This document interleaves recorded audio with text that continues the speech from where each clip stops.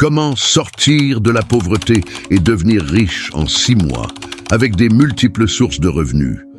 Aujourd'hui, nous allons discuter de comment devenir riche. C'est une ambition que beaucoup partagent, mais que peu réalisent. Avoir une conscience de prospérité est quelque chose de très rare que peu de gens atteignent. Parlons de la prospérité. Elle se compare à un trépied, une combinaison de santé, de richesse et de famille. Si vous avez de l'argent, vous pouvez penser que c'est tout ce dont vous avez besoin. Imaginons maintenant que vous avez beaucoup d'argent, mais que vous êtes en phase terminale d'un cancer. Je pense que vous donneriez tout l'argent du monde pour vous guérir, n'est-ce pas? En effet, il est inutile d'avoir de l'argent si vous n'avez pas la santé. Mais imaginez que vous ayez de l'argent, la santé, mais que vous n'ayez personne avec qui partager votre richesse. Dans ce cas, ce serait incomplet, n'est-ce pas? La vie ne serait pas amusante. Alors, notez ceci, la prospérité est une combinaison de santé, de richesse et de famille.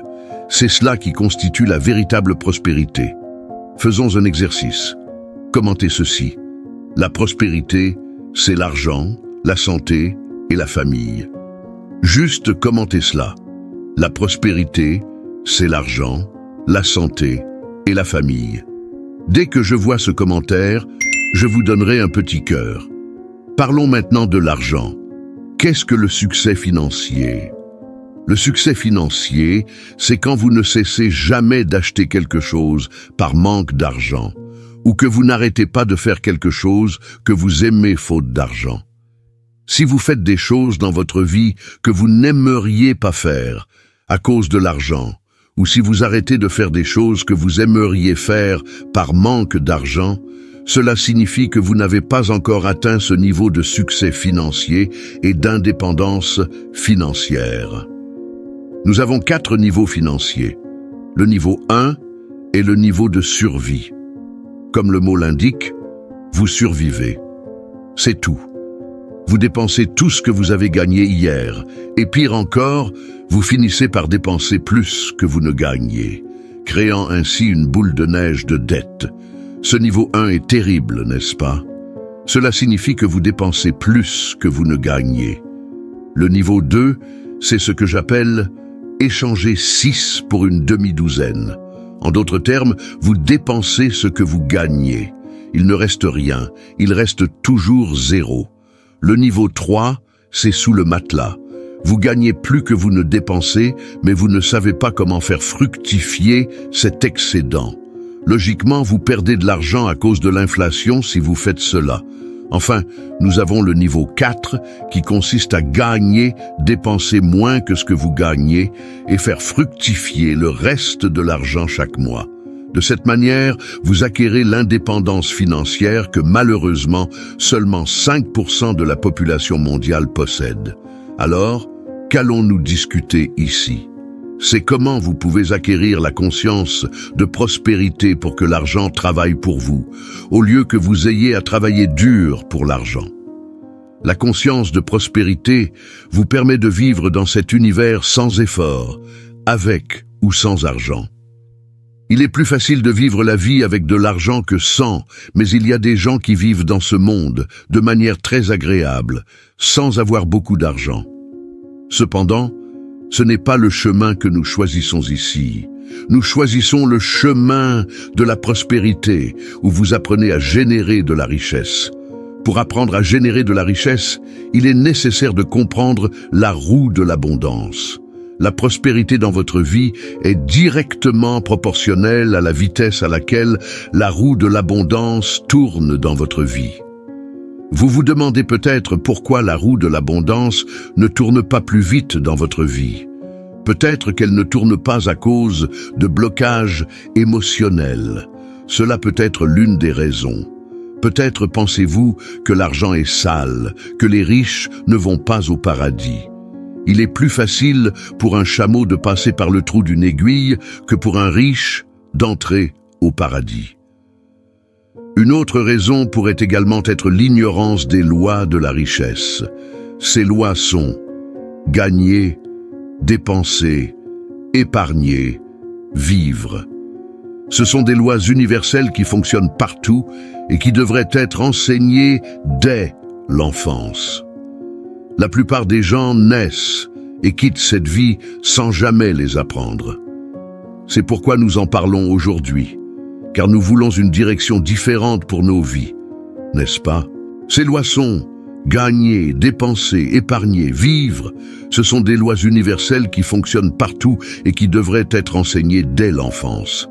La plupart des gens naissent et quittent cette vie sans jamais les apprendre. C'est pourquoi nous en parlons aujourd'hui, car nous voulons une direction différente pour nos vies, n'est-ce pas? Les mathématiques financières sont également cruciales. Il est très important d'apprendre à gérer les chiffres. Il existe une maladie répandue dans le monde entier, appelée logophobie, qui s'acquiert à la maternelle, où la personne n'aime pas manipuler les chiffres. Si vous n'aimez pas les chiffres, il vous sera difficile de devenir millionnaire. Car pour être millionnaire, il est nécessaire d'apprendre à gérer les chiffres. Ce que nous allons faire ici, c'est d'abord vous montrer comment vous pouvez éliminer ces blocages émotionnels. Imaginez la situation suivante. Vous avez 6 ans. Vous dînez avec vos parents et votre père, probablement assis à la table, dit ceci. « Je préfère que tu sois pauvre mais honnête, plutôt que riche et malhonnête. Il est préférable d'être pauvre et honnête, parce que les riches et malhonnêtes n'entrent pas au paradis. À l'âge de 6 ans, vous ne contredirez pas votre père en lui disant qu'il a tort et qu'il y a des pauvres honnêtes et des pauvres malhonnêtes, des riches honnêtes et des riches malhonnêtes. Par conséquent, la richesse et la pauvreté, l'honnêteté et la malhonnêteté n'ont rien à voir les unes avec les autres. À 6 ans, vous n'avez pas la mentalité pour argumenter avec votre père. Vous absorbez simplement ce que vous avez entendu, et cela devient partie de votre structure psychologique. Cela fait maintenant partie de votre réalité, et vous prenez cela comme une vérité absolue. Le temps passe, 20 ou 30 ans, et vous commencez à gagner beaucoup d'argent. Savez-vous ce qui va se passer? Vous allez vous auto-saboter. Personne ne veut être étiqueté comme malhonnête. Donc, si vous vous considérez comme malhonnête parce que vous gagnez de l'argent, vous chercherez un moyen de perdre cet argent pour continuer à être honnête. C'est quelque chose que certaines personnes portent toute leur vie. Les croyances ont pour seul but de se perpétuer une fois établies. Pour changer votre réalité financière, il est crucial de déconstruire ces croyances limitantes et d'adopter une nouvelle mentalité. C'est cette nouvelle mentalité qui vous permettra de faire tourner la roue de l'abondance à pleine vitesse dans votre vie, en alignant vos actions et vos pensées avec les lois de la prospérité. En comprenant et en appliquant ces principes, vous pouvez transformer votre relation avec l'argent et créer une vie pleine de prospérité et d'abondance. Les croyances se perpétuent en étant constamment renforcées. Vous produirez ce en quoi vous croyez, ce qui, à son tour, renforce vos croyances. Certaines personnes vivent ainsi toute leur vie. Il est donc nécessaire de comprendre cette roue de l'abondance et de réaliser qu'elle peut être arrêtée, comme un frein à main, par vos blocages émotionnels. Prenons un exemple. À l'âge de 6 ans, vous assistez à un événement important, vêtu de vos plus beaux habits. En arrivant, vous voyez quelqu'un en costume-cravate avec un micro à la main. Cette personne dit « Il est plus facile pour un chameau de passer par le trou d'une aiguille que pour un riche d'entrer au paradis. » Après son discours, vous rentrez chez vous avec ce message ancré dans votre subconscient. En arrivant, vous allumez la télévision et voyez un chameau, très grand. Ensuite, vous ouvrez un tiroir et voyez une petite aiguille. Vous réfléchissez et pensez qu'il est impossible pour un chameau de passer par le trou de cette aiguille. Alors, vous en déduisez qu'il vaut mieux être pauvre pour aller au paradis. Les années passent et vous oubliez ce message. Tout comme celui qui prêchait a oublié de dire que, il y a bien longtemps, les murs de Jérusalem avaient des portes qui se fermaient à 6 heures du soir. Tout chameau ou caravane arrivant après cette heure ne pouvait pas passer par les portes. La seule façon d'entrer dans la ville était par une petite porte appelée l'Aiguille. Pour que les chameaux puissent y passer, ils devaient se mettre à genoux et se décharger de leur fardeau. Sinon, ils ne pouvaient pas entrer. La symbolique est que pour entrer dans le royaume des cieux, il faut entrer humblement et sans fardeau matériel. Vous n'apportez pas de biens matériels au royaume des cieux. Votre cercueil n'aura pas de tiroir pour emporter vos biens. Tout ce que vous avez dans cette vie, en réalité, vous ne le possédez pas. Vous ne faites que le gérer. Lorsque vous quitterez cette vie, vous n'emporterez pas de biens matériels. Vous ne partirez qu'avec vos expériences. Mais cela ne signifie pas que si vous possédez des biens matériels, vous ne pourrez pas entrer dans le royaume des cieux. Pour changer ces croyances limitantes et comprendre véritablement la prospérité, il est essentiel de revisiter et réévaluer les messages que nous avons internalisés dès notre enfance. Les blocages émotionnels peuvent freiner notre roue de l'abondance, et pour la faire tourner pleinement, nous devons déconstruire ces idées préconçues et ouvrir notre esprit à une nouvelle compréhension de la richesse. Adopter une mentalité de prospérité signifie se libérer de ces blocages et comprendre que la richesse matérielle n'est pas synonyme de malhonnêteté ou d'indignité. En réalité, la véritable prospérité englobe non seulement la richesse matérielle, mais aussi la santé, la famille et les expériences de vie. C'est en adoptant cette vision holistique de la prospérité que nous pouvons pleinement épanouir notre potentiel et vivre une vie riche en abondance et en satisfaction. L'argent est un outil puissant qui peut même faciliter votre spiritualité. Prenons par exemple une corde. Elle peut être utilisée pour sauver quelqu'un de la noyade ou pour nuire à quelqu'un. Intrinsèquement, la corde n'est ni bonne ni mauvaise. De même, un couteau peut servir à étaler du beurre sur du pain ou à blesser quelqu'un. Le couteau en lui-même n'est ni bon ni mauvais. L'argent fonctionne de la même manière. C'est un instrument neutre qui, lorsqu'il est bien utilisé, peut être un chemin vers la spiritualité. Il est donc essentiel de comprendre qu'il n'y a rien de mal à gagner de l'argent. Vous devez simplement savoir l'utiliser de manière appropriée, sans cupidité ni avarice. Cependant, gardez à l'esprit que vous ne pouvez rien emporter avec vous après cette vie. Vous devez faire en sorte que l'argent travaille pour vous et pour les autres. Pour cela, nous devons mieux comprendre l'anatomie et la physiologie de cette roue de l'abondance. Cette roue a deux parties, donner et recevoir. Vous ne pouvez pas faire tourner une roue avec seulement la moitié, n'est-ce pas? Certaines personnes ont du mal à donner, elles sont très égoïstes et ce n'est pas un profil à adopter.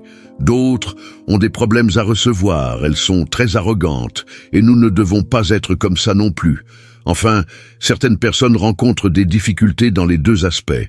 Pour comprendre cela, imaginez le jardinier qui taille les plantes pour les faire pousser. C'est fascinant de constater que lorsqu'il taille, il favorise la croissance.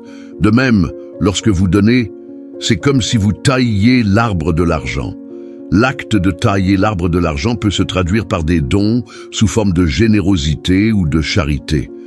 Lorsque vous faites du bien à quelqu'un qui en a besoin, vous faites preuve de charité. Et lorsque vous donnez à quelqu'un qui n'en a pas besoin, vous faites preuve de générosité. Si vous offrez un cadeau à un ami pour son anniversaire et qu'il a les moyens de l'acheter lui-même, vous n'êtes pas charitable, mais généreux. Il est recommandé de pratiquer les deux vertus. Il est important de mettre en pratique à la fois la charité et la générosité. Si vous ne pratiquez que la charité, vous envoyez à votre inconscient le message que seuls ceux qui en ont besoin reçoivent. Donc, si vous voulez recevoir quelque chose, vous devez être dans le besoin. En pratiquant également la générosité, en donnant à ceux qui n'en ont pas besoin, vous envoyez le message que même sans être dans le besoin, vous pouvez recevoir. Pratiquez. Donc ma recommandation est de pratiquer à la fois la charité et la générosité. Maintenant, faites attention. Il y a 4 verbes importants à conjuguer dans la roue de l'abondance: déclarer, demander, risquer et remercier. Le verbe déclarer souligne l'importance de servir avant d'avoir. Beaucoup de gens pensent que s'ils avaient de l'argent, ils feraient ce que font les riches. Attention à cela. Vous devez savoir gérer votre fortune, sinon vous vous retrouverez sans rien en peu de temps. Ce que je vais dire maintenant est alarmant. Plus de 90% des gagnants de la loterie se retrouvent financièrement pire 10 ans plus tard. Avant de gagner, ils n'avaient pas la mentalité nécessaire et ont tout dépensé. Et quand ils s'y attendaient le moins, ils avaient tout dépensé, même ce qu'ils n'avaient pas. Il est nécessaire d'être, de faire, puis d'avoir. Nous sommes des animaux linguistiques et nous créons la réalité par la déclaration. Dans le domaine juridique, une déclaration peut déterminer la réalité, comme dans le cas d'un couple qui, en se disant oui, est déclaré mari et femme par le juge. Et s'ils veulent se séparer, ils doivent déclarer le divorce et le juge a l'autonomie pour cela. Vous êtes comme le juge de votre propre vie et vous avez l'autonomie pour faire des déclarations sur vous-même.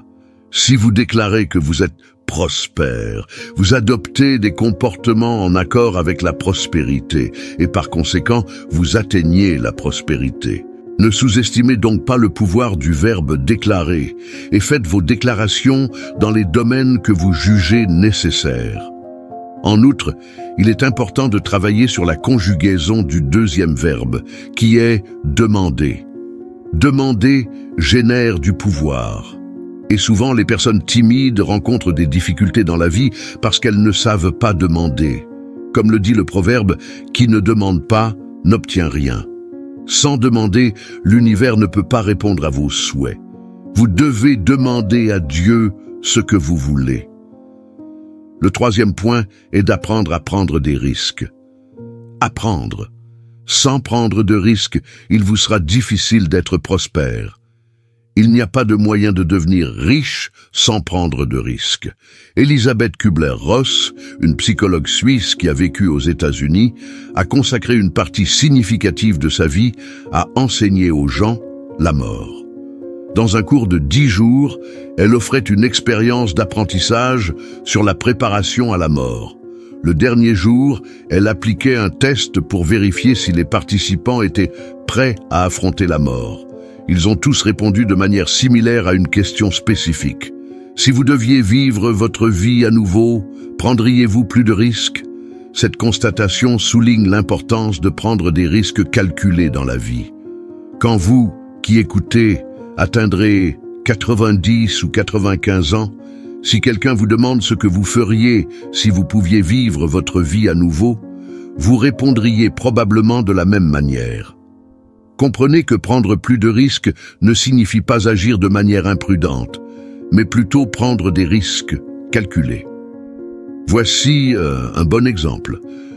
Un trapéziste dans un cirque fait face à un moment crucial lorsqu'il lâche un trapèze pour attraper le suivant.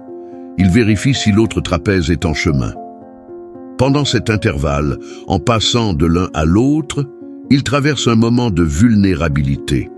Il y a des personnes qui passent toute leur vie à éviter cette vulnérabilité, cherchant une supposée sécurité qui, en réalité, n'existe pas. La vie est pleine d'opportunités, pas de sécurité. Par conséquent, il est nécessaire de conjuguer davantage le verbe « risquer » dans votre vie. En outre, il est essentiel de travailler avec le verbe « remercier », car la gratitude est la mère de toutes les vertus. Beaucoup de gens passent la plupart du temps à se plaindre de ce qu'ils ont perdu ou de ce qu'ils n'ont pas. Rarement quelqu'un dit qu'il aimerait avoir quelque chose et qu'il le possède déjà. La pratique de la gratitude est fondamentale. Vous devez apprendre à être reconnaissant pour ce que vous avez, afin d'attirer plus de ce que vous désirez. La gratitude fonctionne comme un système de rétroaction dans le processus cybernétique de la vie. Alors, vous devez pratiquer davantage le verbe remercier. En travaillant avec les verbes déclarer, demander, risquer et remercier, il sera plus facile d'augmenter la vitesse de rotation de votre roue de l'abondance. Ces verbes sont des outils puissants pour façonner la réalité et apporter plus de prospérité dans votre vie. Nous discutons ici des aspects scientifiques, philosophiques et psychologiques de la prospérité. Permettez-moi de vous rappeler ce qu'est la science. C'est l'étude de la cause et de l'effet des phénomènes naturels. En étudiant la cause et l'effet, nous menons une étude scientifique. La philosophie, quant à elle, est l'étude des pensées, tandis que la psychologie se consacre à l'étude de l'effet de ces pensées sur le comportement des gens. Nous abordons à la fois des aspects scientifiques et philosophiques et psychologiques, en développant des modèles pour comprendre la prospérité. Un autre point pertinent est notre esprit, qui a deux parties, le penseur et le testeur.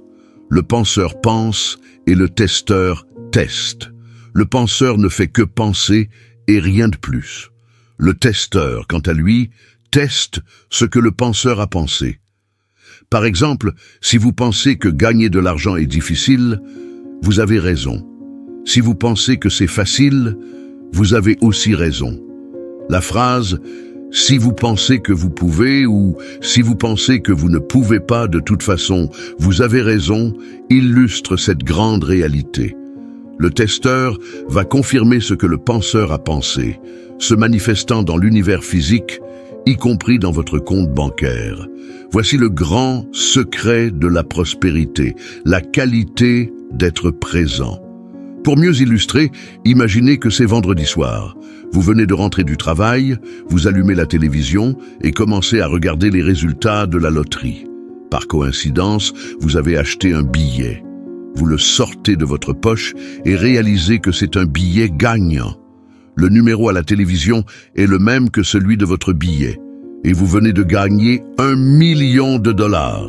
Même si vous ne pouvez pas réclamer le prix avant lundi matin, vous passerez certainement le week-end très heureux et ne laisserez place à aucune tristesse. Et vous n'avez qu'un morceau de papier dans la poche. Vous direz, mais c'est un billet gagnant, j'ai un billet gagnant dans la poche. Je sais, mais c'est toujours un morceau de papier, n'est-ce pas? Mais vous passerez un week-end heureux, car lundi, vous allez convertir ce billet en 1 million de dollars. Si tout ce que vous désirez dans le futur avait la même conviction que vous avez lorsque vous avez un billet gagnant dans la poche, cela se réaliserait. Mais vous ne pouvez pas maintenir cet état, n'est-ce pas? Quelle déception!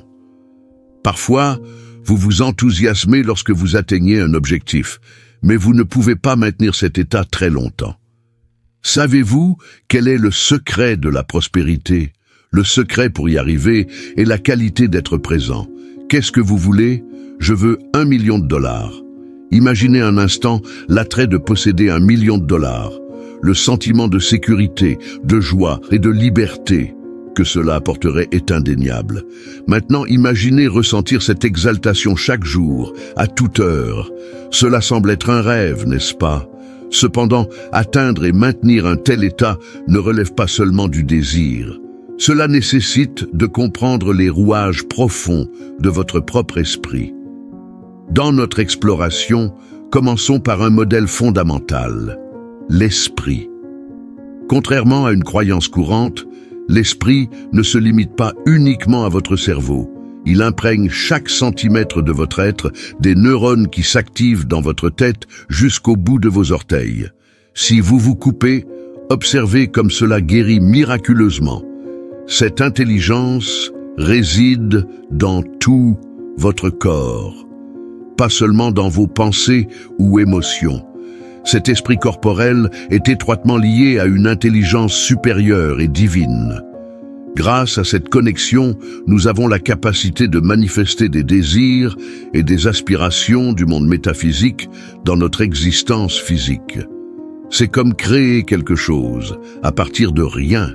Un acte qui sous-tend la trame même de l'existence. Pensez à la chaise sur laquelle vous êtes assis. Autrefois, elle n'existait que comme une idée jusqu'à ce que quelqu'un la matérialise. Pour exploiter ce pouvoir de manière efficace, nous devons suivre 3 principes directeurs: l'auto-analyse, les suggestions et les objectifs. L'auto-analyse nous incite à examiner nos pensées de manière critique. Quelles croyances ont façonné notre réalité actuelle? En examinant nos attitudes envers l'argent, par exemple, nous obtenons des insights profonds sur nos situations financières et la possibilité de les modifier fondamentalement en changeant notre mentalité. Considérez l'impact des suggestions, à la fois positives et négatives, qui ont influencé nos croyances, souvent héritées à notre insu de parents bien intentionnés ou de normes sociales.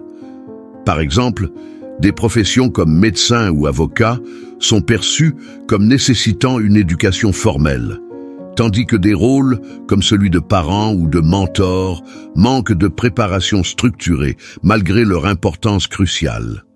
De plus, les expériences de l'enfance influencent fortement notre relation à l'argent. La recherche suggère que les jeunes enfants reçoivent significativement plus de rétroactions négatives que de renforcements positifs, ce qui pourrait fausser leur perspective sur la richesse et le succès. Surmonter ces notions enracinées exige de transformer les suggestions négatives en affirmations positives par une répétition et un renforcement délibéré. Faire la distinction entre les objectifs et les objectifs permet également de clarifier notre chemin. Les objectifs sont comme des destinations, des points spécifiques que nous visons à atteindre, comme voyager de New York à Chicago. Les objectifs, en revanche, englobent des buts de vie plus larges, tels que chercher l'épanouissement ou contribuer de manière significative à la société.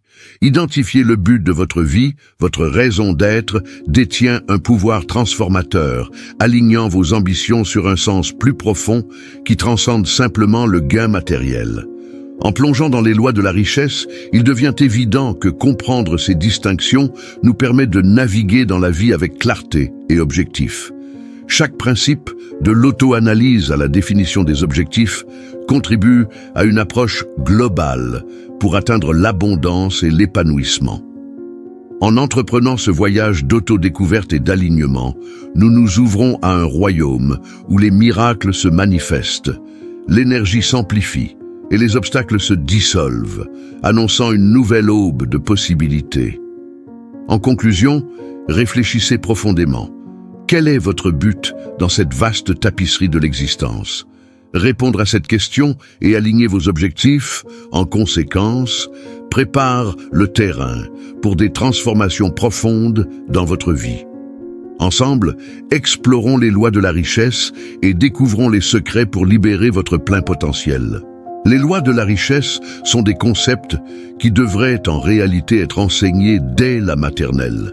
Elles fonctionnent de manière aussi fondamentale que la gravité et s'appliquent partout dans le monde. Peu importe où vous appliquez ces lois, la loi du gain, la loi de la dépense, la loi de l'épargne et la loi de l'investissement, elles ont le pouvoir de transformer des réalités. Commençons par explorer la loi de la victoire. Tout l'argent est créé par l'esprit humain. Je dis souvent que les problèmes financiers ne se résolvent pas avec de l'argent. Lorsque quelqu'un entend cela pour la première fois, il peut trouver cela absurde. Comment les problèmes financiers ne se résolvent-ils pas avec de l'argent? Exactement ainsi. Les problèmes financiers ne se résolvent pas simplement avec de l'argent. Ils se résolvent avec de l'imagination. Imaginez la situation suivante. Votre locataire réclame le loyer et vous n'avez pas d'argent pour payer. Alors, vous décidez d'emprunter de l'argent à un ami. Et après cela, vous ne faites rien d'autre pendant tout le mois. Quand le mois suivant arrive, le locataire réclame à nouveau le loyer. Et maintenant, vous devez de l'argent au locataire et aussi à votre ami, tous deux attendant d'être payés. Vous vous rendez compte que vous n'avez rien résolu. Supposons que votre entreprise ne se porte pas bien et que vous avez besoin d'argent. Vous allez alors à la banque et demandez un prêt sans faire autre chose. Lorsque le mois suivant arrive, vous vous retrouverez dans la même situation, devoir le capital et les intérêts à la banque. Encore une fois, vous n'avez rien résolu. Imaginez un pays traversant des difficultés financières. Ce pays va au FMI et emprunte de l'argent, sans faire autre chose. Voyez comme c'est intéressant. Chaque fois qu'un pays demande un prêt au FMI, il devient de plus en plus dépendant, presque comme une forme de néocolonialisme économique. Les problèmes financiers se résolvent avec de l'imagination. Tout ce qui existe dans l'univers physique, regardez autour de vous, a été d'abord créé dans l'esprit de quelqu'un. Cela peut être cet objet que vous avez en main, comme votre téléphone portable. La création se produit en 2 étapes, d'abord dans l'esprit, puis dans l'univers physique. La richesse suit la même règle. Pensez-vous qu'en marchant dans la rue, la richesse va tomber du ciel sur vous? Non, cela ne fonctionne pas ainsi. D'abord, vous devez créer cette richesse dans votre imagination, puis elle se manifeste dans l'univers physique. C'est la loi de la victoire. La deuxième loi est la loi de la dépense. La valeur de l'argent est déterminée par l'acheteur et le vendeur à chaque transaction. Comprendre cela est crucial.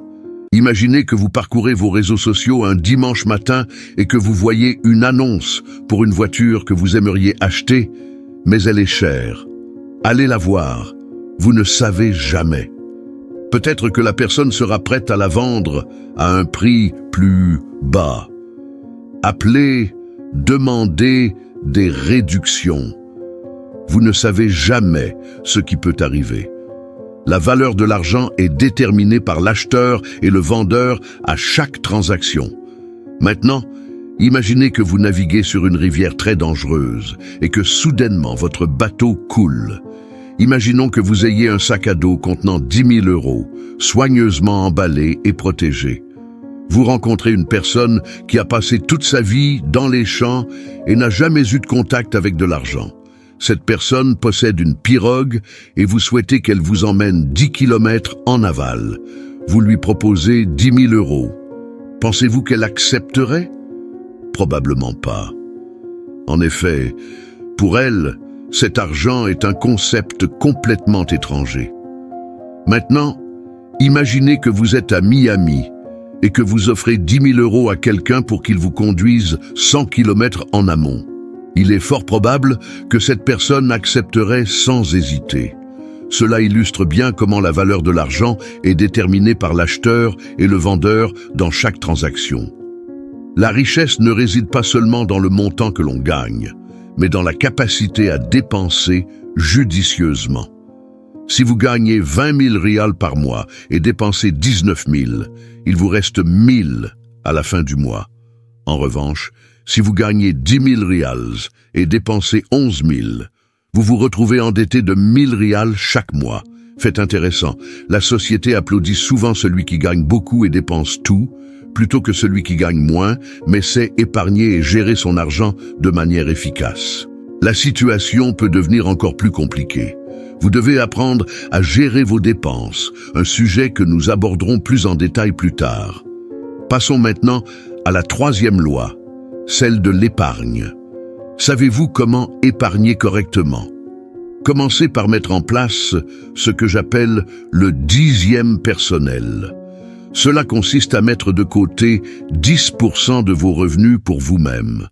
Mais savez-vous ce qui se passe généralement? Lorsque la fin du mois arrive, vous payez tout le monde. Vous payez le dentiste, la mensualité de la voiture, les impôts, les dépenses des enfants. Mais vous oubliez toujours de vous payer vous-même. C'est paradoxal, n'est-ce pas? Vous devez inverser cette tendance. Vous devez toujours vous payer en premier. Vous pouvez argumenter que vous ne pouvez pas mettre de côté 10% parce que vous gagnez déjà peu. Cependant, même si vous gagnez peu, 10% reste une petite somme. Cela ne fera pas une grande différence sur vos dépenses, car d'autres vivent avec beaucoup moins que vous. Vous pouvez vivre avec 90% de vos revenus. En mettant de côté 10%, un phénomène magique se produit dans votre vie. Vous envoyez un message à votre subconscient que vous vivez dans l'abondance, que vous avez suffisamment et qu'il vous reste encore beaucoup. Votre subconscient commence alors à vivre dans un environnement de prospérité, ce qui est extrêmement important. Si vous pensez déjà mettre de côté 40%, c'est excellent. Mais assurez-vous de séparer les 30% des 10% réservés à l'épargne personnelle. Les 10% doivent servir à créer un aimant à argent. Le mot dixième apparaît dans toutes les religions du monde et signifie 10%. Ces 10% que vous mettez de côté doivent être réservés uniquement à des investissements non périssables ou volés. Vous devez les épargner jusqu'à atteindre un certain montant, puis investir dans un bien immobilier, un terrain ou autre chose de valeur, mais évitez d'acheter des choses périssables, car cela crée l'aimant à argent. Observez bien ce qui suit, c'est fascinant. Lorsque vous ouvrez le robinet chez vous, l'eau coule. Où va-t-elle? Elle va dans la rivière, puis la rivière se déverse dans la mer. L'eau va là où il y a déjà de l'eau.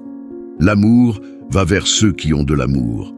La haine va vers ceux qui ont de la haine. Et l'argent, où va-t-il?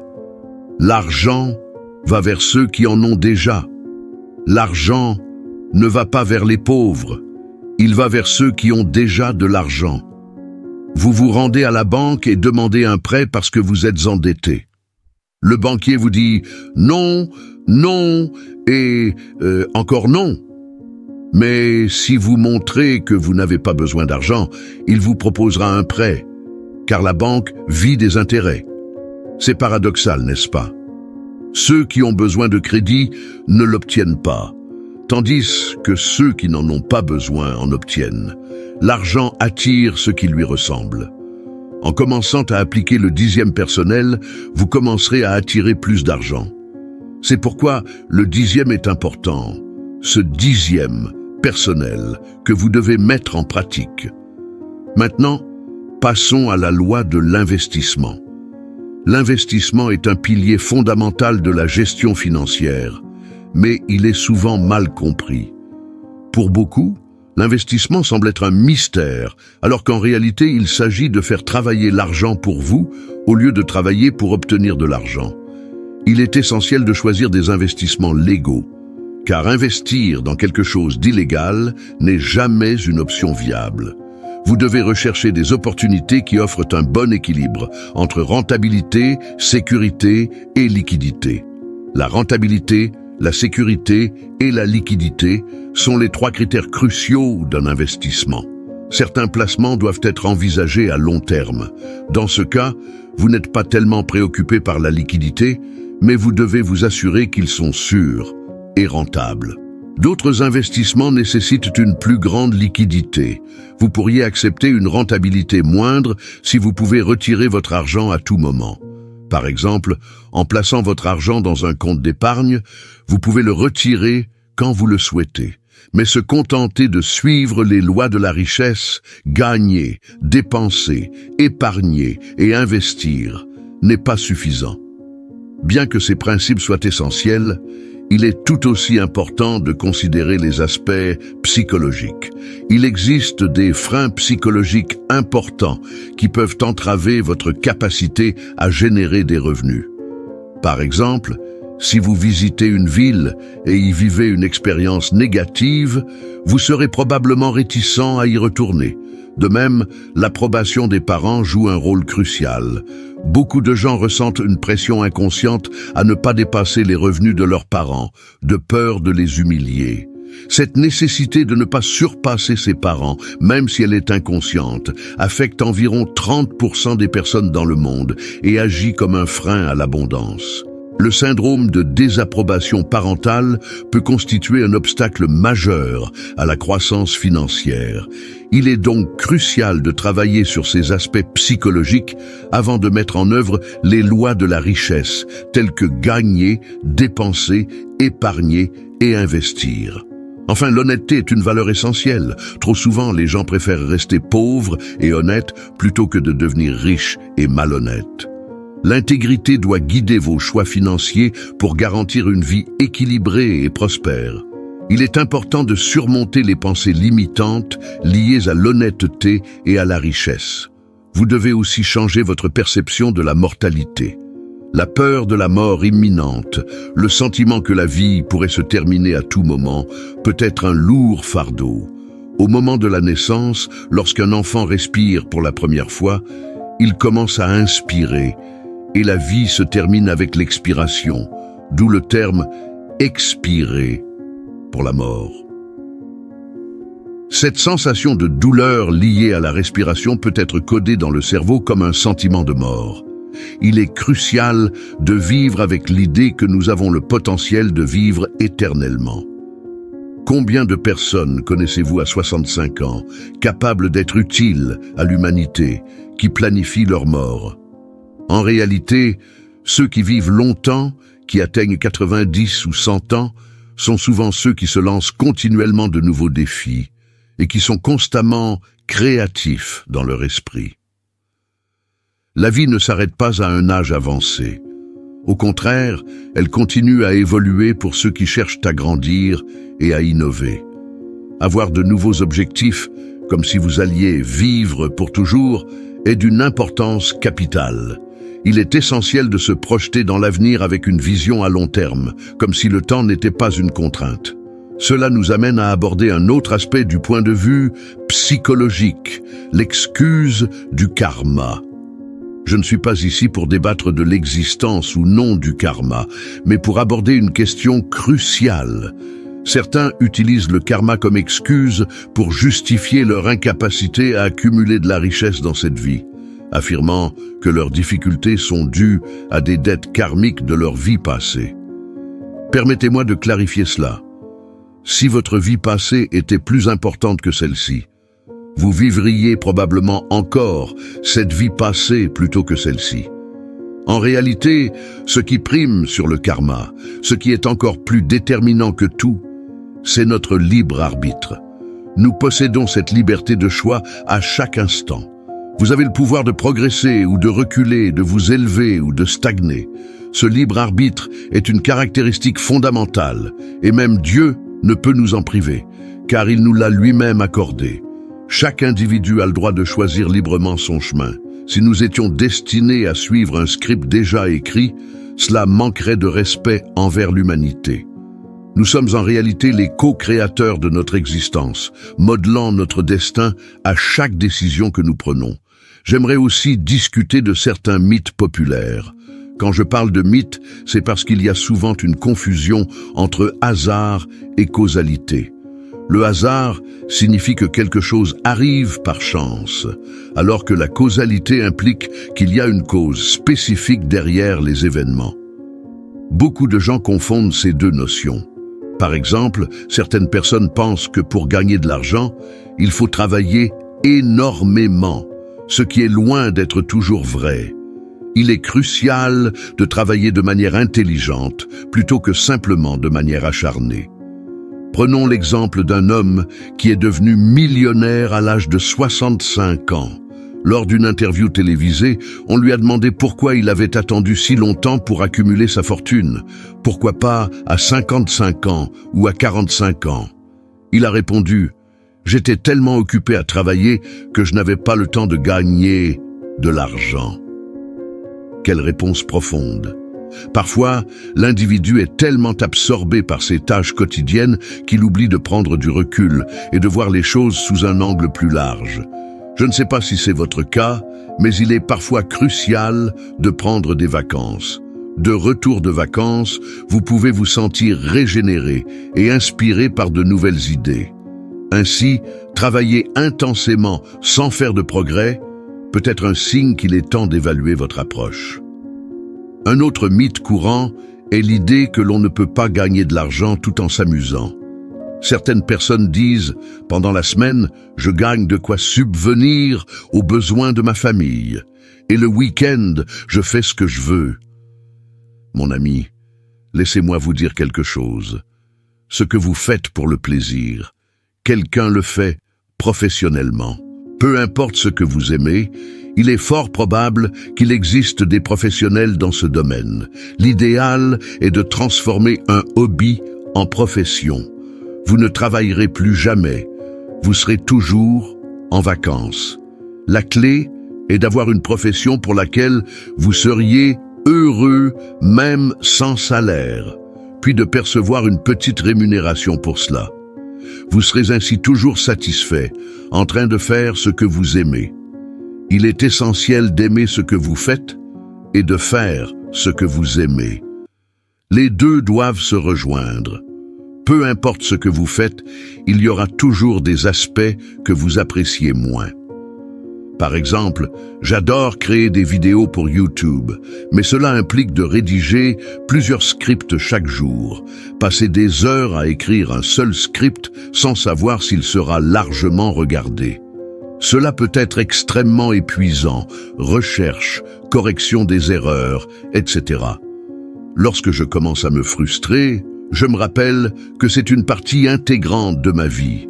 Créer ces vidéos est le prix que je dois payer.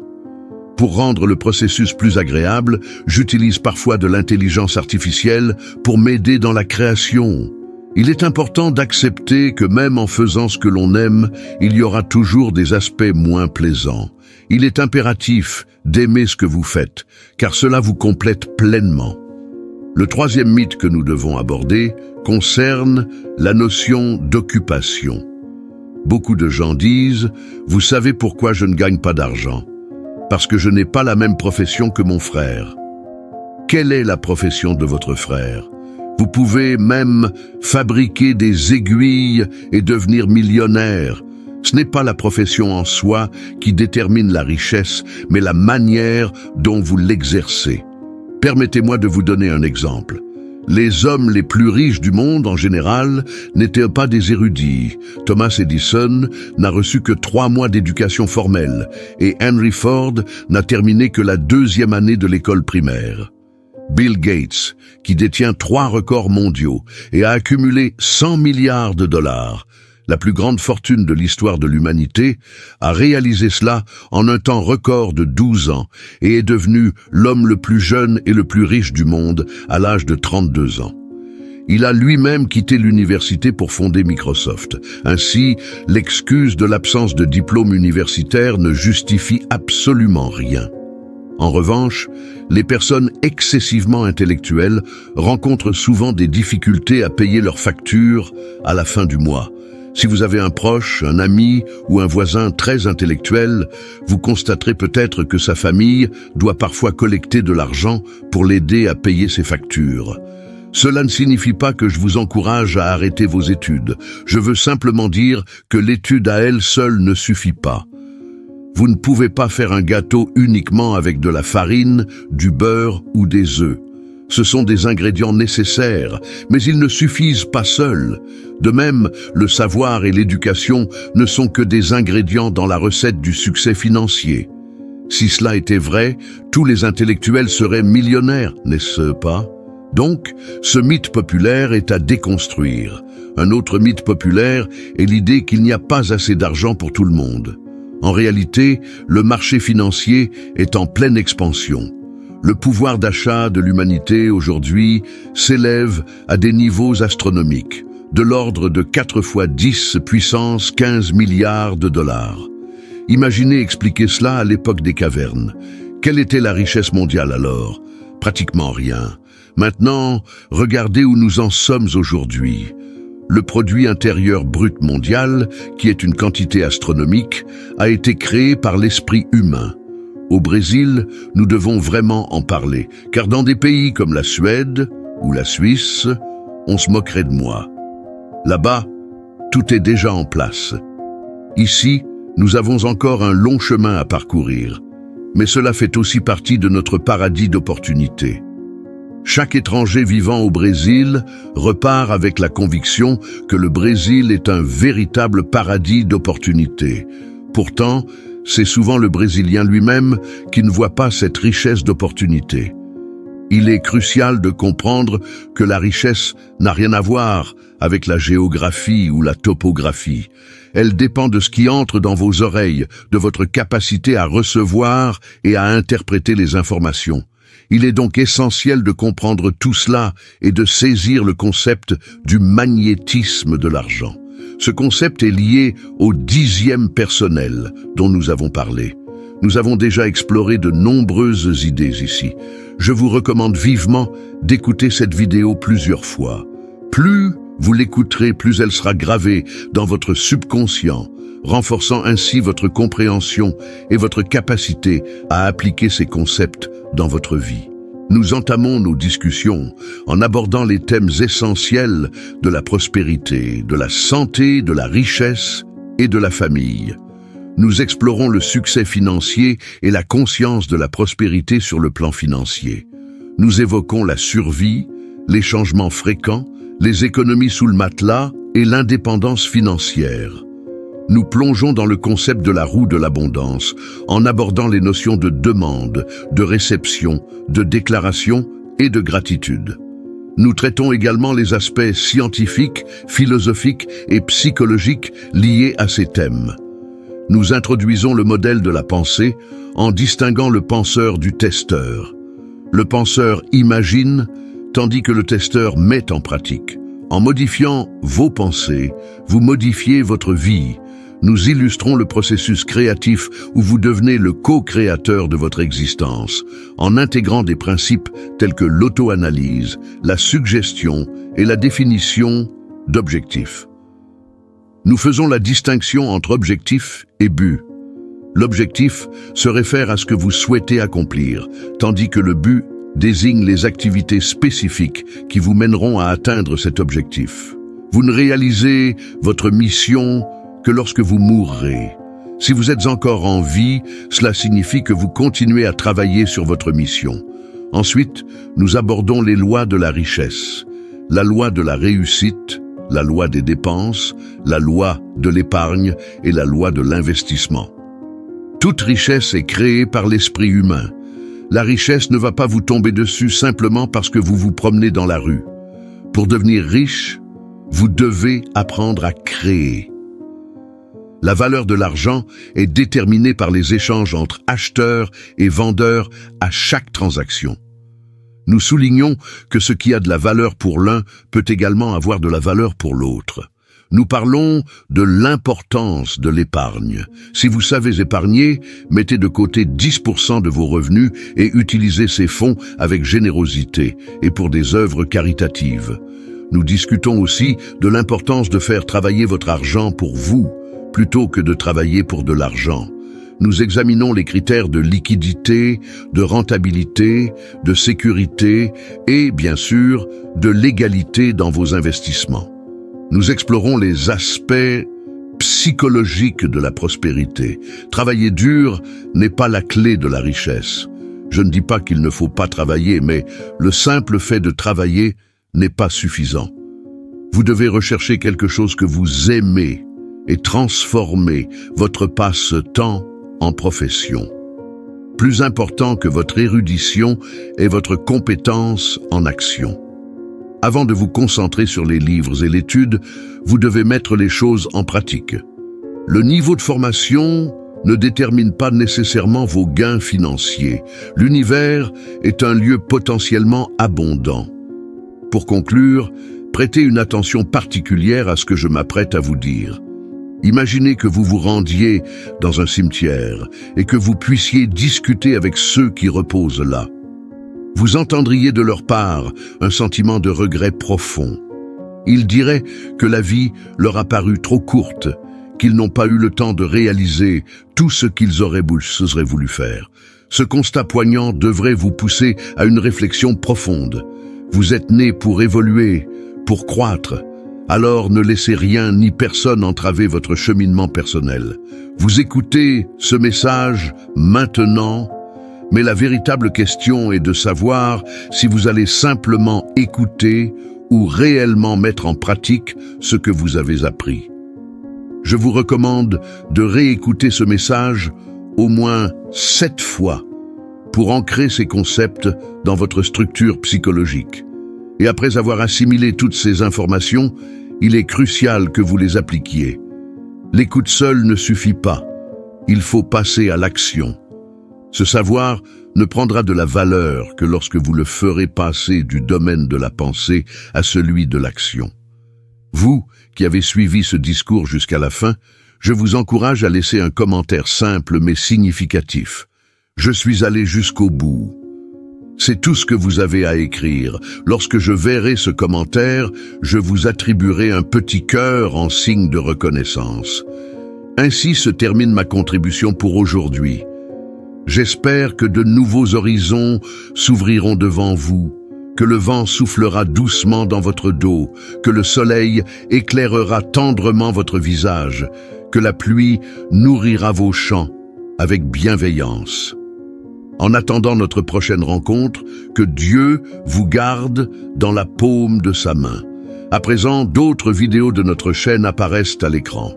Ne partez pas tout de suite, prenez le temps de les visionner. Je suis convaincu qu'elles ajouteront une valeur considérable à votre vie. Un grand merci et à très bientôt.